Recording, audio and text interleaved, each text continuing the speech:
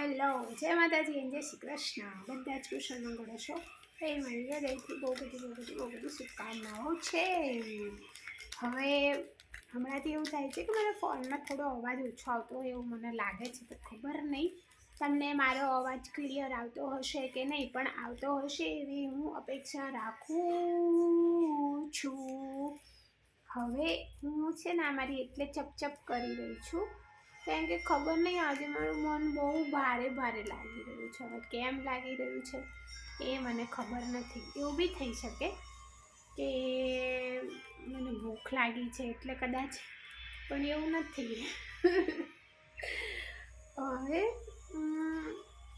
હું કંઈક કહેવા માગું છું, તો હું આજે મારું એ વ્યક્તિ પરની વાત કરું જેને હું શું કહેવાય, હક દાવો જબરજસ્તી એની વાત કરું.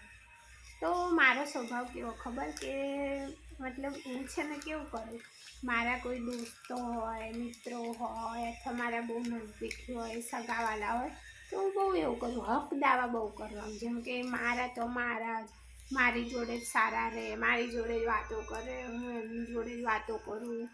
અને મતલબ આમ શું કહેવાય, એવું ના રાખું એક હાથે લ એક હાથે દ, એવું નહીં. મતલબ હું આખા ગામ જોડે વાત કરું એ મારે ચાલે, પણ એ ખાલી મારી જોડે જ વાત કરવા જોઈએ. આ કેવું, હું આવી બી છું. લો, જોયું, વિડીયો બનાવતા ખબર પડી ગઈ કે હું આવી બી છું. તો હા, હું આવી છું. જેમ કે દાખલા તરીકે મારી બેસ્ટ ફ્રેન્ડ છે, બરાબર કા, તો એ મને શું થાય ખબર, મને એવું થાય કે એ ખાલી મારી જોડે જ વાતો કરે, મારા સ્ટેટસ મૂકે, અથવા તો મને જ દોસ્ત કે એમ. એ કોઈક બીજાના સ્ટેટસ મૂકે ને તો મને ઈર્ષા થાય.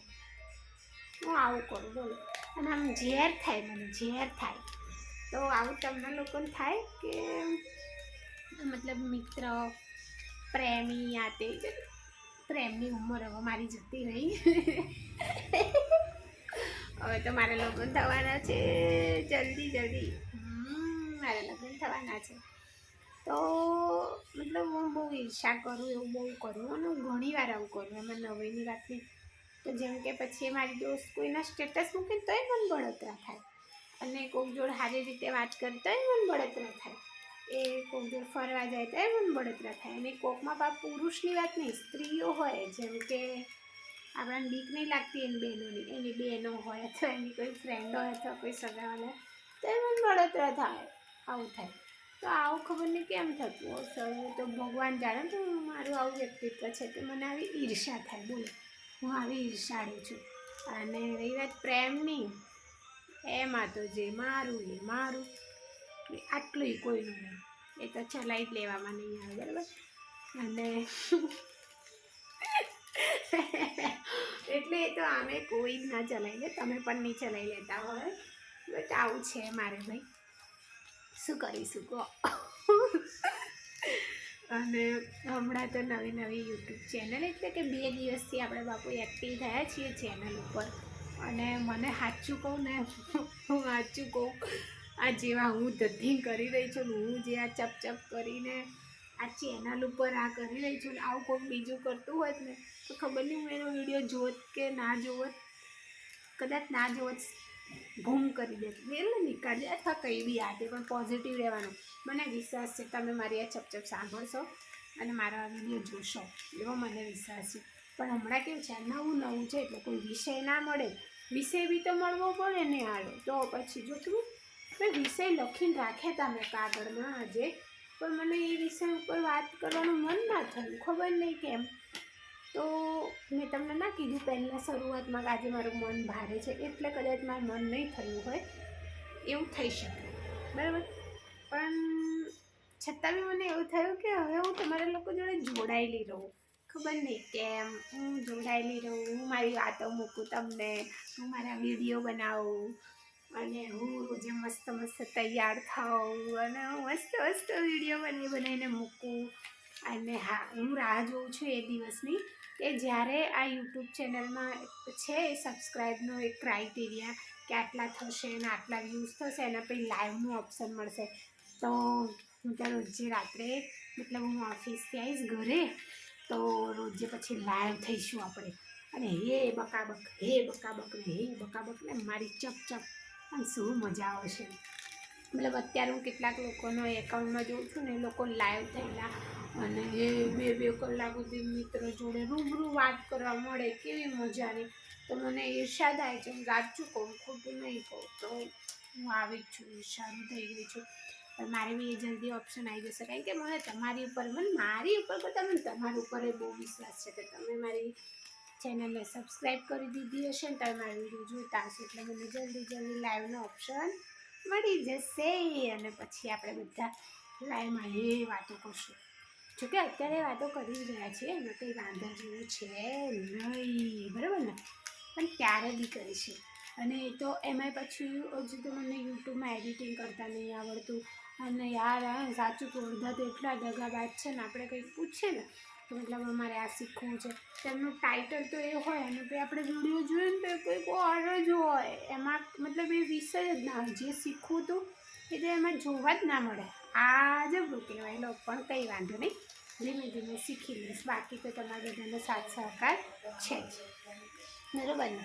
અને યુટ્યુબનું એડિટિંગ, ઇન્સ્ટાગ્રામનું એડિટિંગ બહુ અઘરું છે. અને તમને લોકોને ખબર છે મારે ઇન્સ્ટાગ્રામ આઈડી બી છે, જેની લિંક મેં યુટ્યુબના આજે આપણે શું કહેવાય બાયોમાં મેં મૂકી છે. તો તમે મને ઇન્સ્ટાગ્રામમાં બી ફોલો કરજો, મારા વિડીયો ગમે તો લાઈક કરજો, ના ગમે તો એમાં ભૂલની કમેન્ટ કરીને લાઈક કરજો, તો હું એ થોડું સુધારીશ.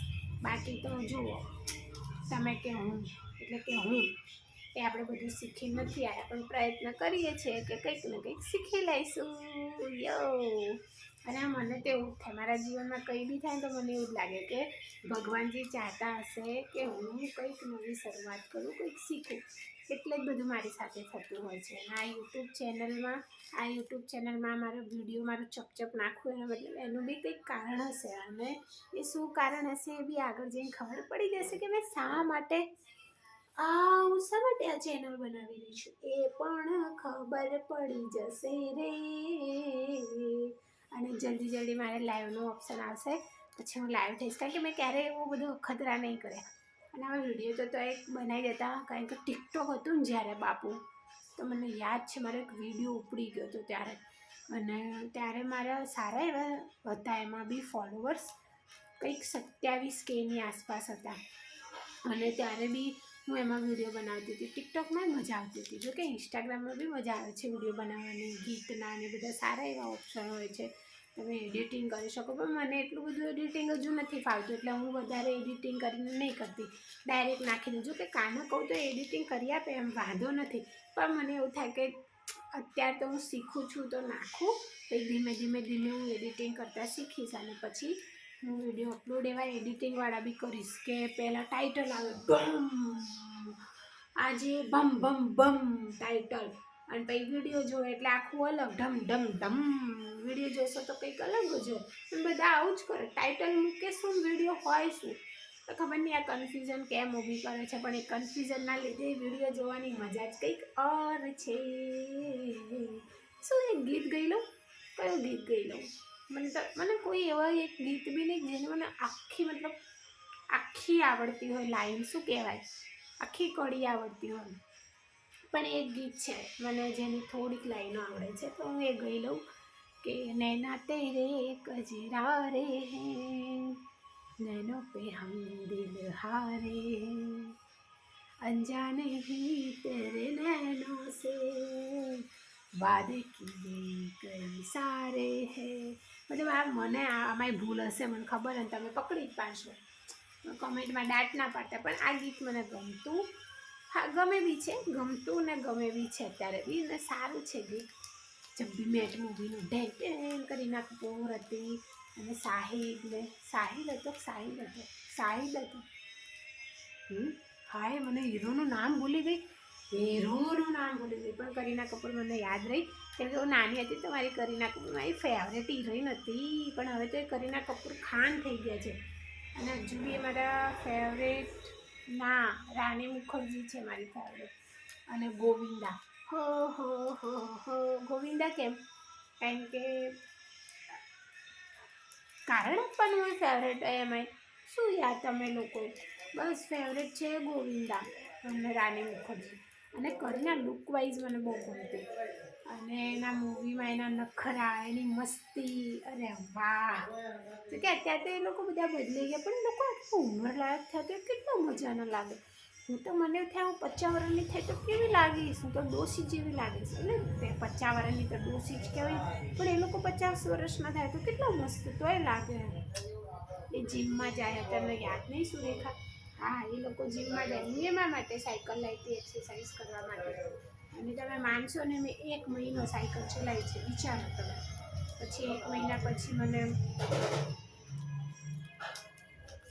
મૂકી દીધી મૂકી તે ડાયરેક્ટ 6-7 મહિના મૂકી દીધી અત્યારે જેમી મારો ભત્રીજો છે ને જેનું છે એ ચલાવે છે ક્યારેક ક્યારેક મને મન થઈ જાય તો હું ચલાવી દઉં સાયકલ પણ હું સાયકલ કેમ લાવી હતી ખબર કારણ કે હું જ્યારે કોવિડની બીજી લાઈનમાં પોઝિટિવ આવી કોરોના પોઝિટિવ હો બાપરે કોરોના નામ સાંભળીને ડર લાગે તો હું જ્યારે કોરોના પોઝિટિવ આવી ને પછી એના પછી એવું થતું હતું કે તબિયત ઠીક ના રહેતી આપણે શરીર એકદમ સ્વસ્થ થઈ ગયું હતું મસ્ત કાં તો પછી ભ્રમ થઈ ગયો તો શું તો આમ એનર્જી ના લાગતી પછી અમારી 3જા માળે ઓફિસ છે તો 3 માળ છોડી તો હાફી જતી હતી તો મેં વિચાર્યું કે હું સાયકલ લાવું તમે માનશો નહીં મેં જો વિચાર્યું ને એવું સારું ઇન્સ્ટાગ્રામમાં યુટ્યુબમાં બધે સાયકલ ચલાવવાના ફાયદાના જ વિડીયો આવવા લાગ્યા તો મને થયું બાપા સાયકલ તો લાવવી પડશે પછી હું તો સાયકલ લઈ અને હું તો પાતળા થવા સાયકલ લાવી હતી કે સાયકલ ચલાવી પાતળી થઈ જાઉં પણ શું સાયકલ લઈને તો સાયકલ ચલાવવા જવું પછી થાકીને ભૂખ લાગે 1.5-2 રોટલી વધારે ખાઈ જતી હતી 4-5 કિલો વજન વધ્યું હતું બાકી ઓછું તો નહોતું થયું પણ સાયકલ ચલાવવાથી એક હતું કે મને જે શ્વાસ ચડતો હતો એ ઓછો થઈ ગયો હતો પછી આમ એનર્જીવાળું લાગતું હતું પછી હું તો કેટલે દૂર જતી હતી સાયકલ લઈને એક વાર તો છે ચાંદખેડા જતી રહી હતી સાયકલ લઈને વિચારો એ સાયકલ ચલાવીને ચાંદખેડા ગઈ ચાંદખેડાથી પાછી આવી મેં આટલી સાયકલ ચલાવી વાહ સુરેખા વાહ હું ખુદ તારો થપથપાડી દઉં છું વેરી ગુડ સુરેખા પણ હું આવા બધા અખતરા કરતી હોઉં છું મારા જીવનમાં અને એ મેં સાયકલ લાવી અને પછી સાયકલ અત્યારે તો હવે જેમિંગ ચલાવે છે તો સારું છે સદુપયોગ થઈ રહ્યો છે પણ મારા જીવનમાં આવું બહુ થાય હું ઘણી વસ્તુ આવી બધી લાવી દઉં જે લાવી દઉં અને પછી પડી રહે મને ખબર જ ના હોય એમાંનું એક સ્ટેન્ડ છે જે હું કાના અને મતલબ મારી જે સગાઈ થઈ છે એમને બંનેનું કહેતી હોય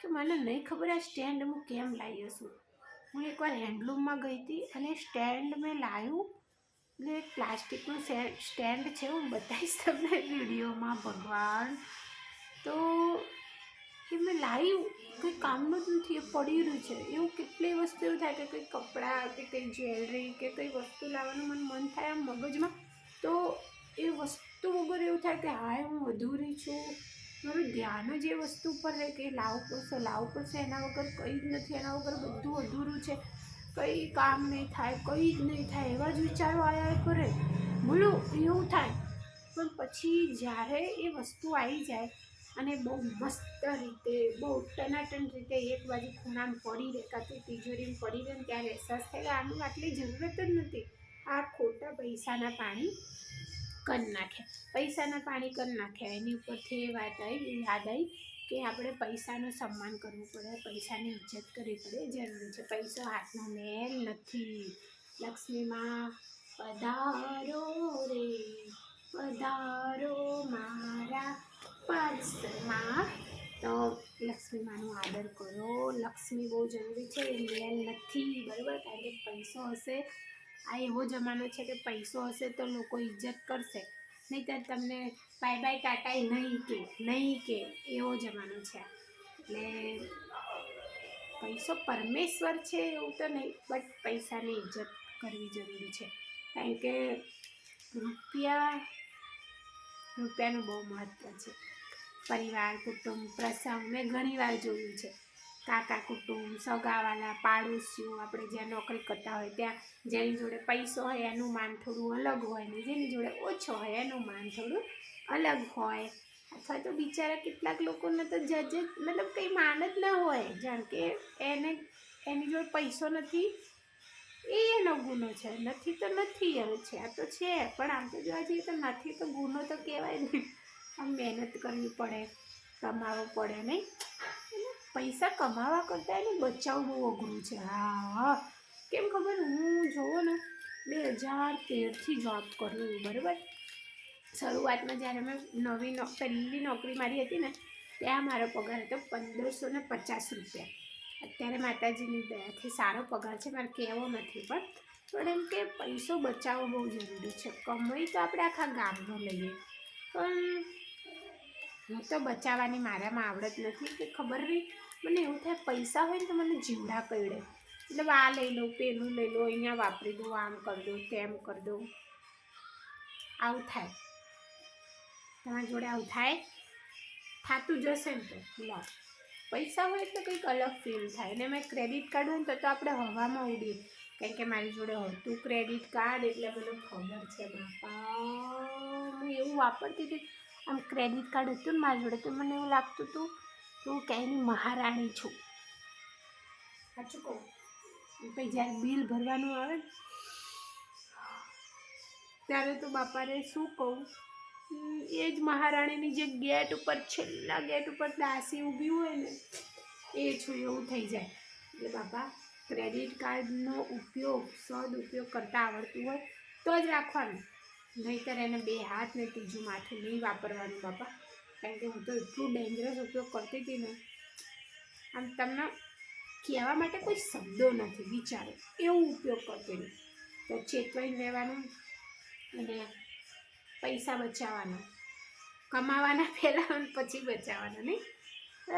હું શું બોલી રહી છું મને નથી ખબર, તો હું આ વિડીયો અપલોડ કરવાની છું બાપુ. અને તમે છેલ્લે સુધી આ વિડીયો તમે જોયો હોય ને તો યાર તમે તમારા દિલને તમારા જેટલું ગરીબ કોઈ નથી, પણ તમે આ વિડીયો મારો છેલ્લે સુધી જોયો છે તો ભગવાન માતાજી આજે તમારા દિલનું, તમારું ધારેલું કંઈક બેસ્ટ કામ થઈ જાય પ્રભુ, એવી મારી પ્રાર્થના. કારણ કે બાપા આસાન છે આટલી બધી મારી બકબક સાંભળવી, પણ તમે સાંભળી છે ને એટલે વાહ, શું માણસ છો તમે યાર, શું માણસ છો. બાકી થેન્ક યુ, તમારો ખૂબ ખૂબ આભાર. અને સાંભળવા માટે તમને મારો વિડીયો ગમ્યો હોય, મારી ચકચક ગમી હોય તો મારા વિડીયોને લાઈક કરી દેજો અને મારી ચેનલને સબસ્ક્રાઈબ કરી દેજો. બાય.